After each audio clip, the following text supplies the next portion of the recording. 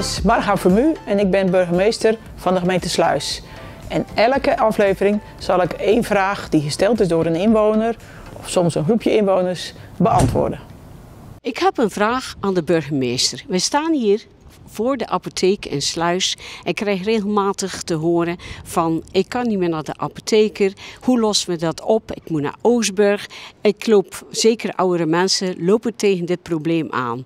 Heeft u misschien een oplossing voor oudere mensen die dus niet naar de apotheek kunnen gaan, of mensen die dus eigenlijk qua tijd tekort komen om even naar de apotheek te gaan?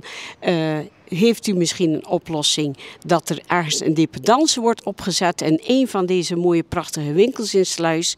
Dit is mijn vraag aan de burgemeester. Ja, heel erg bedankt voor deze vraag. Ja, de leefbaarheid, dat is natuurlijk enorm belangrijk.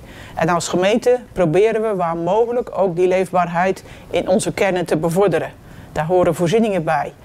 Maar we hebben ook begrepen dat de serviceapotheek van Oostburg, dat die vorig jaar ook is gesloten in Sluis. Nou, onder andere hebben wij begrepen van de apotheek door personeelsgebrek.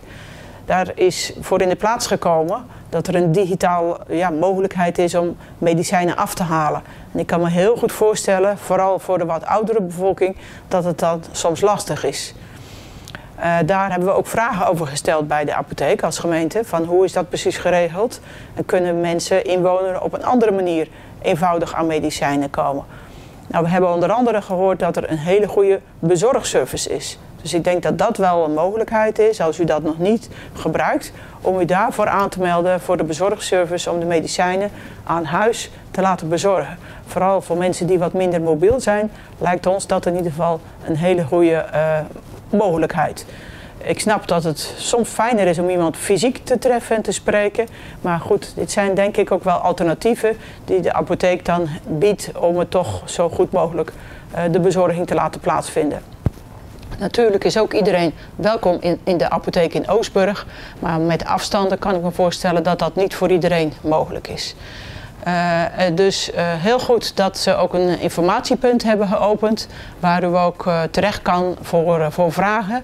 Dus als u vragen heeft over de apotheek of over de bezorgdienst, stel ze vooral aan de apotheek, want ze staan u graag te woord. Heeft u misschien ook een vraag voor de burgemeester van Sluis? Maak dan thuis even een filmpje met je vraag en stuur die dan op naar joel@rtvscheldemond.nl.